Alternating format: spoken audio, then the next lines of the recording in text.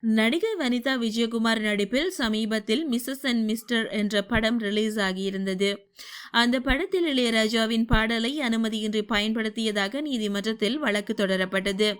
நான் இளையராஜா வீட்டுக்கு சென்று பேசிவிட்டு அனுமதி வாங்கி படத்தில் பாடலை பயன்படுத்தினேன்.